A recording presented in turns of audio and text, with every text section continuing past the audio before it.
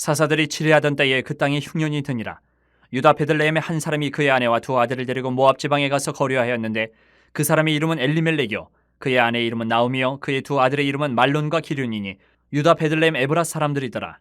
그들이 모압 지방에 들어가서 거기 살더니 나오미의 남편 엘리멜렉이 죽고 나오미와 그의 두 아들이 남았으며 그들은 모압 여자 중에서 그들의 아내를 맞이하였는데 하나 이름은 오르바요 하나 이름은 루시더라. 그들이 거기에 거주한 지 10년쯤에 말론과 기륜 두 사람이 다 죽고 그 여인은 두 아들과 남편의 뒤에 남았더라.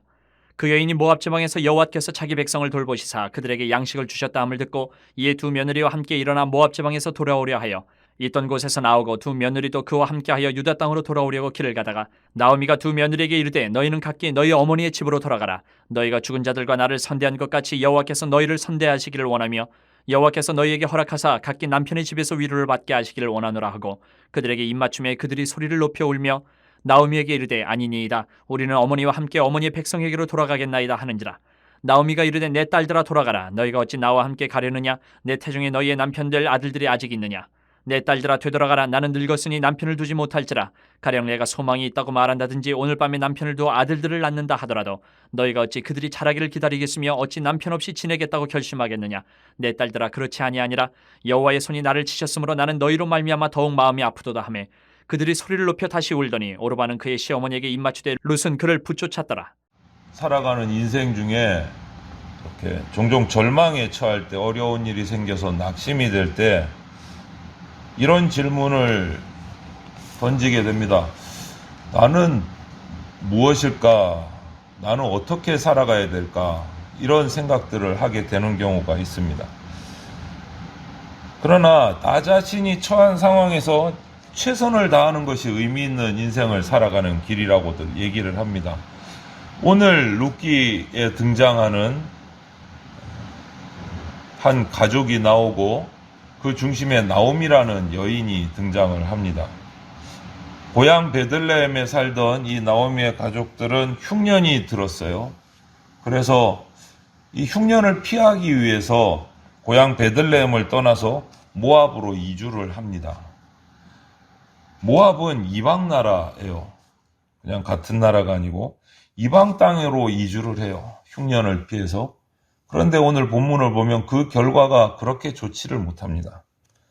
남편과 두 아들과 함께 네 식구가 모압 땅으로 이주를 했는데 남편을 잃습니다.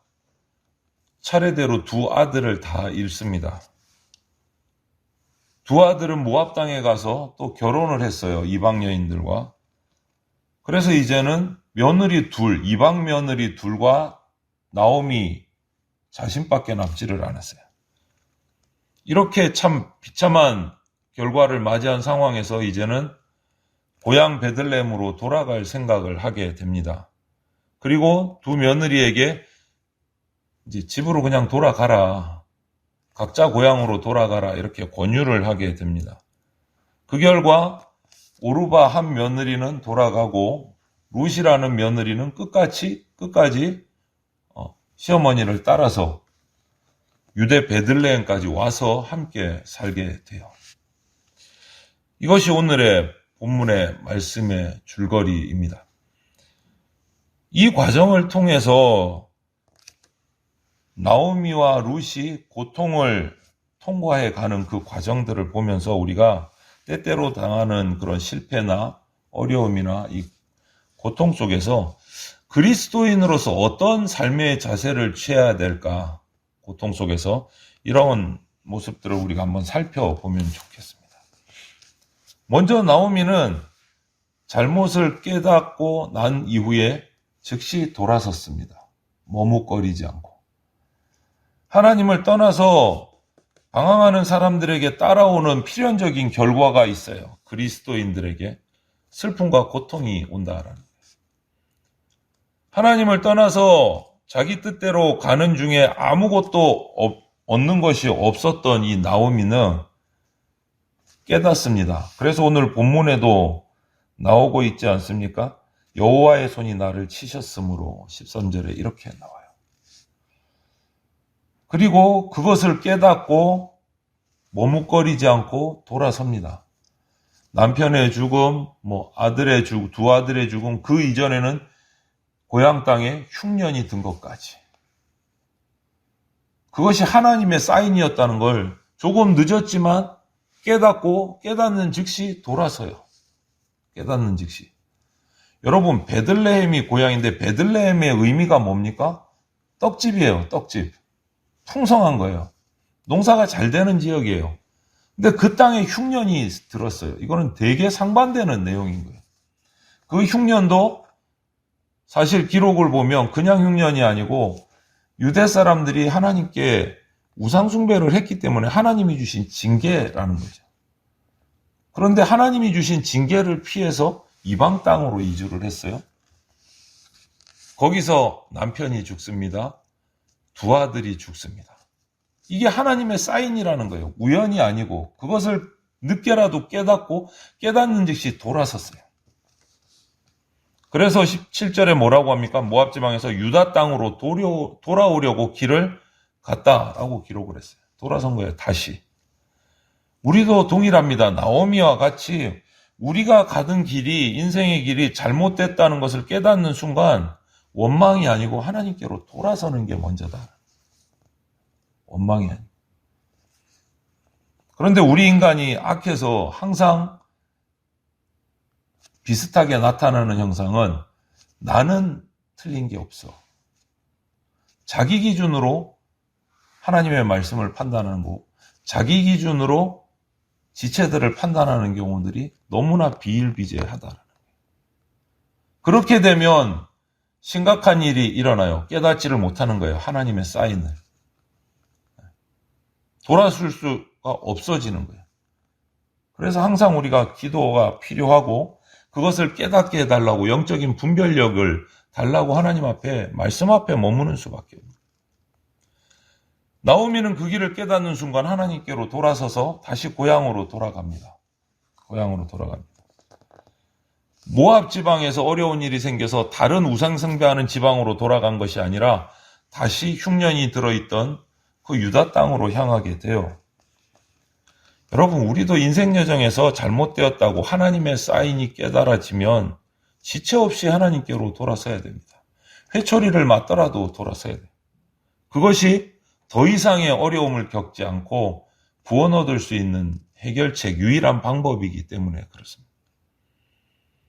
그리고 나오미의 모습은 남편과 아들들을 잃었으니까 얼마나 슬픔이 컸겠습니까? 그냥 그 자리에 낙심하고 주저앉을 법도 한데 다시 길을 떠납니다. 돌아서서 다시 회복될 길을 찾아 떠나요. 영국의 한 시인이 이런 말을 한 적이 있어요. 우리의 최대의 영광은 한 번도 실패하지 않는 것이 아니라 실패할 때마다 일어나는 거다 라고 말을 해요. 여러분, 우리가 반드시 기억해야 될 것이 뭐냐? 마귀는 우리가 실패했을 때 낙심을 줍니다. 더 큰 낙심을. 절망을 줍니다. 더 큰 절망을 줍니다. 일어서지 못하도록 아예 그냥 주저앉히려고 해요. 그것이 마귀의 계략이고 작전이죠.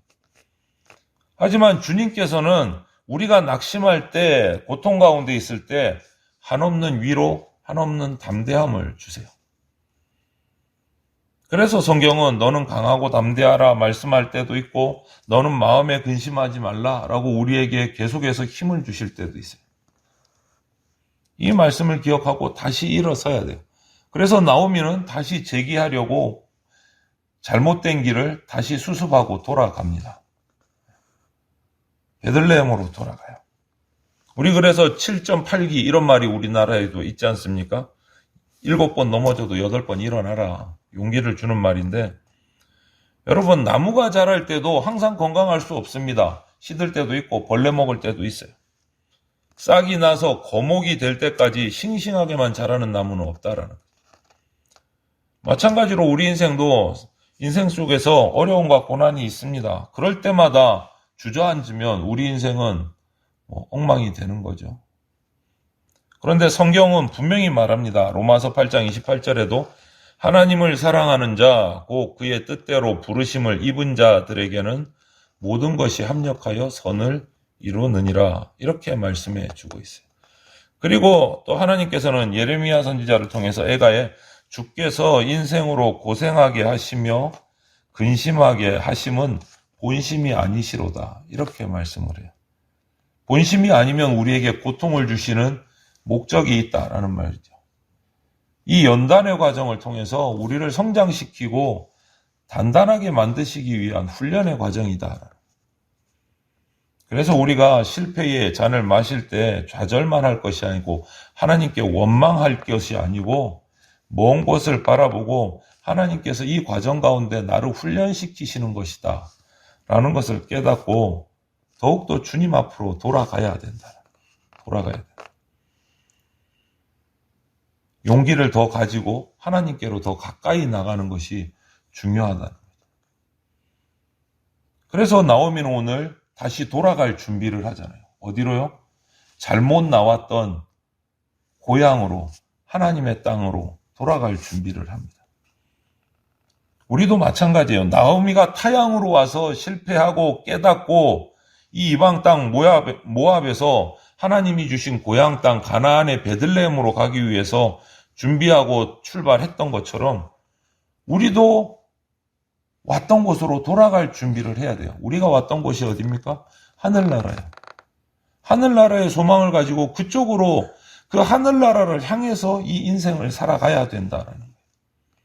이 땅에서의 인생으로 끝날 생각으로 이 땅의 모든 것을 걸고 살아가는 것이 아니라 이 땅의 인생은 하늘나라로 돌아가는 여정이 돼야 된다. 그리스도인이 세상에서 가장 지혜롭게 사는 방법은 천국을 예비하는 거예요. 하늘나라를 예비하는 거예요. 거기가 우리 진짜 고향이니까. 여기에다가 목숨 걸고 여기에서 뭔가 해보려고 하는 것이 아니라 이곳에서의 삶을 하늘나라를 가기 위한 본향으로 돌아가기 위한 준비의 여정으로 생각하고 살아가야 된다. 여기에 목숨 걸지 말라는 거죠. 우리의 생명은 하늘나라에 걸어야 돼요. 누가복음 16장에 나오는 그 부자와 거지 나사로의 그 비유가 그런 것들을 딱 맞게 보여주잖아요. 좋은 옷을 입고 좋은 음식 먹고 그렇게 살다가 인생에서 모든 것을 누리고 살다가 죽은 부자는 어떻게 됩니까? 지옥으로 내려가서 말할 수 없는 고통을 겪습니다. 그러다 하늘을 쳐다보니 자기 집 문 앞에서 걸식하던 그 거지 나사로는 완전히 다른 모습으로 아브라함 품에 안겨서 천국에 있는 모습을 발견하잖아요.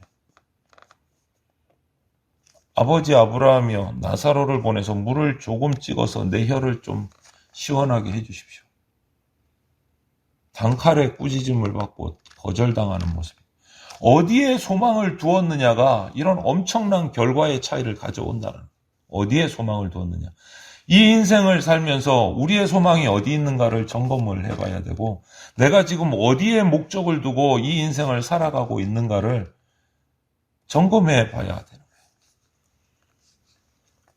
나오미의 이 모습을 보면서 우리의 삶을 살피기를 바랍니다. 나의 지금 인생의 목표가 어디를 향하고 있는가? 지금 내 눈앞에 내 당장의 삶에 부족함에 인생 가운데서 내가 어떤 위치에 올라가서 떵떵거리느냐, 그것이 목적이냐, 아니면 하늘나라의 소망을 두고 살아가느냐.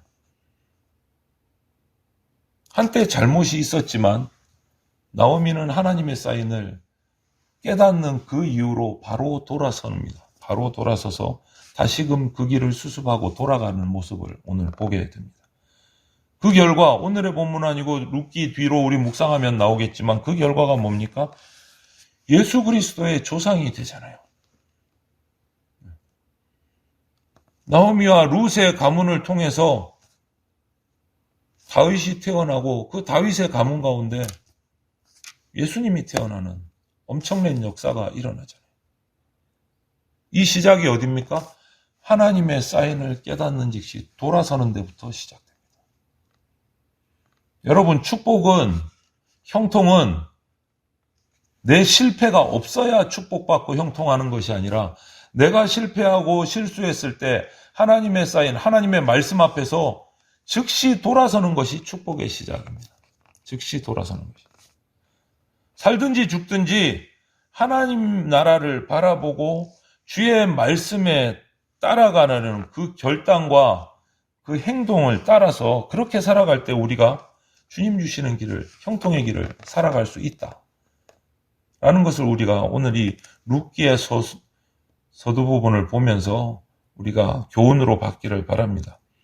우리의 본향인 하늘나라의 그 소망을 가지고 우리 인생의 목표는 하늘나라라는 것을 잊지 마시고 잘못된 선택을 하는 경우가 있을지라도 말씀 앞에서 깨닫고 즉시 돌아서서 낭망하지 말고 우리의 본향인 하늘나라를 향해서 나아가는 주의 말씀을 따라가는 주님 나라의 백성의 모습이 우리 가운데 나타나기를 주님의 이름으로 축원을 드립니다. 아멘.